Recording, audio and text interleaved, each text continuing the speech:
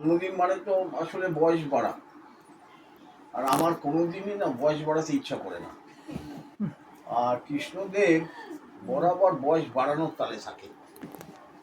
তো আমার খালি মনে হতো আমার সঙ্গে ওর একটা সবসময় চলছে যে কে বেশি বড়, ও না আমি। হ্যাঁ, ওর একটু ভাবভঙ্গি অনেক আগে থেকে বুবুটে, মানে একটু উনি যেটা বলছিল না শান্তশিষ্ট, মানে একটু এরকম। হ্যাঁ, আমাদের মধ্যে হুল্লোড় পাটা কম।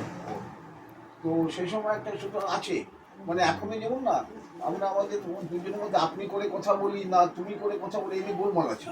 আমরা সিদ্ধেশ্বরে এই সমস্যাটা হয় না। হ্যাঁ, আমরা রোজকার আমাদের নানা যোগাযোগ আছে। তো এইটা হচ্ছে একটা মুশকিল।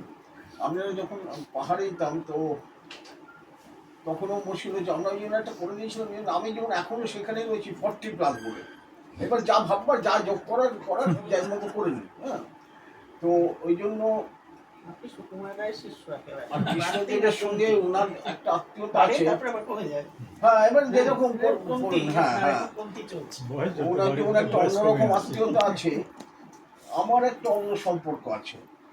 কারণ সেটাতে এখন অনেকের না অনেক রকম বিরাগ বললে টলে। হ্যাঁ, এখন তো নানা রকম কথা।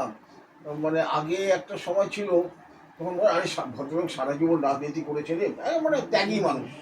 আর এখন এই আমার সাথে রাজনীতি করিস না, মানে আমার সঙ্গে মিথ্যাচার করিস না, 2 নম্বরই করিস না, মানে রাজনীতির এখন সম্পর্কটার মানে পাল্টে গেছে। তো ওর সাথে আমার ঠিক রাজনীতির সম্পর্কে ছিল না। তো আমরা ট্রেড ইউনিয়নগতভাবে অনেকটা কাছাকাছি ছিলাম। ও ওই যে সিদ্ধেশ্বর বললো বলে আমি কথাটা তুলতাম, তা নইলে আমি কোথাও এখন আর এইসব রাজনীতির কথা তুলি না। লোকের মনে নানা রকম গোলমাল হয়। হ্যাঁ, লোকের নাক কুচকায়, গন্ধ শোকে, এ সমস্ত অনেক গোলমাল, তো মন খুলে কথা বলা যায় না। কিন্তু সেদিনকে ফোনে যখন কথা হচ্ছিল, ফোনেও ওই কথাটা বললো যে আমাদের কিন্তু একটা আলাদা সম্পর্ক ছিল, সেটা ছিলই আমাদের। তো আমাদের আরো কিছু বন্ধু বান্ধবের কথাটা এই সময় মনে পড়ে যায়। পুরনো কৃষ্ণ হয়তো কথা বলার সময় বললো আমাদের পুরনো কিছু বন্ধু বান্ধবের কথা। আমাদের আরেক বন্ধু হচ্ছে নির্মল ব্যানার্জি, বয়স কত 84 হলো বোধ হয় নির্মলের। মনে হচ্ছে আমার 50। নির্মল ব্যানার্জি ফোন করেছে যে কৃষ্ণদেবের বয়স কত হলো। আমি বলছি আমার চেয়ে কম, এইটুকু জানি আমি, আর কিছু বলিনি। তোরা কিন্তু আমার খুব ভালো লাগছে। আর সত্যি সত্যি যদি হয় জয়ন্তকে একটু ধন্যবাদ দেবই।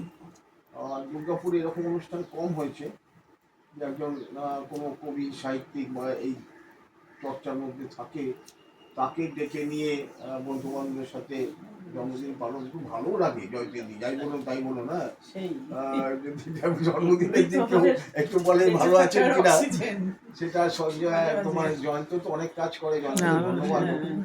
জয়ন্ত দুর্গাপুর নিয়েই অনেক কাজ করছে, অনেক কাজ করছে দুর্গাপুর, সেগুলো আপনারা সবাই জানেন, আমি কি বলবো। তো মাঝে মাঝে ফোন